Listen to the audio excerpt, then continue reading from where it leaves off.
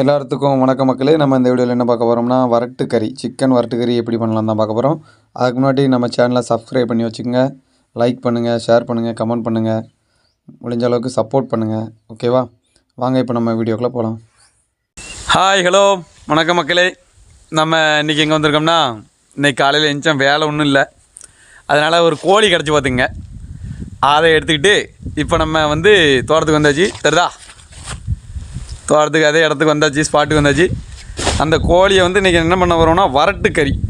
சரி வாங்க அதை பார்க்கலாம். அதுக்கான மசாலா ஜாமான்லாம் பார்ப்போம் முதல்ல. ஓகே, வாங்க போகலாமா? ஒரு 3 பல்லாரி எடுத்துக்கங்க. நான் அதை வெட்டி கட் பண்ணி வச்சுருக்கேன். அப்புறம் 2 தக்காளி, அப்புறம் மிளகாய் பொடி, உப்பு, அது பாதாம் பருப்பு ஏதோ வீட்டில் கிடந்து தூக்கிட்டு வந்துட்டானுவோம். நெக்ஸ்ட் என்னென்னா, இது என்னது, மிளகு பொடி, அது கொஞ்சம் எடுத்துக்கங்க. அது கொஞ்சம் நல்லாயிருக்கும் ஃப்ளேவரு. அப்புறம் கொஞ்சம் கிருமி நாசினிக்காண்டி கொஞ்சம் மஞ்சள் பொடி எடுத்துக்கங்க, நல்லா கலர்ஃபுல்லாகவும் இருக்கும். இவ்வளோ தாங்க வரட்டு கறிக்கு தேவையான பொருட்கள். என்ன நம்ம செய்முறை பார்த்துருவோம். ஒரு 3 வாட்டி கழுவிக்குங்க. இதுதான் கழுவி, அதனால் அப்படி தான் இருக்கும். ஒரு 3ஆவது வாட்டி கழுவும் போது தண்ணி டிஃப்ரெண்ட் ஆகிரும். தண்ணி ஒயிட்டாக ஆகணும், அந்தளவுக்கு கழுவிக்குங்க. அவ்வளோதான் மக்களே. தீபத்தை வச்சாச்சு மக்களே. முதல்ல நம்ம எண்ணெய் ஊற்றிக்குவோம். ஹீட் ஆகிட்டு முதல்ல நம்ம வெங்காயம் சேர்த்துக்கலாம். ஆச்சு பல்லாரி வதங்கினதுக்கப்புறம் தக்காளி போட்டுக்குங்க. நல்லா மக்களே, தக்காளி நல்லா வதங்கிட்டு நம்ம கறி ஆட் பண்ணுவோம். நீங்கள் இருந்தால் தீயை அளவாக வச்சுக்கோங்க. ஓரளவுக்கு கிண்டுங்க. நல்லா கறிலாம் நல்லா சுருங்கி அதில் உள்ள தண்ணிலாம் அப்படியே வெளியே வந்துடும்.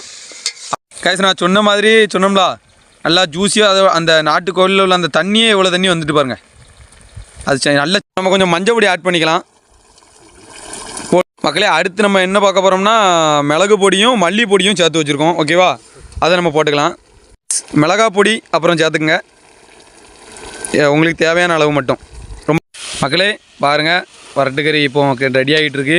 நம்ம என்ன பண்ணணும்னா, முடிஞ்ச அளவுக்கு தண்ணி ஊற்றாமல் தீயை கம்மி பண்ணி வச்சு கிண்டிக்கிட்டே இருங்கண்ணா. அப்படின்னா சிம்பிள் விஷயந்தான். கறி உப்பு மிளகா உரப்பு காரம் எவ்வளோ இருந்தாலே போதும். ஓகேவா?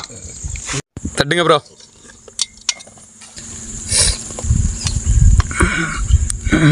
நல்லா இருக்குண்ணே.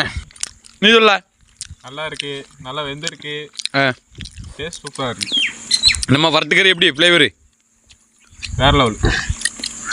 நீ வந்தவன இப்போ தானே வந்தா சொல்லு. ஏதோ டிஃப்ரெண்ட்டாக பண்ணியிருக்கீங்க, ஆனால் நல்லா இருக்கு.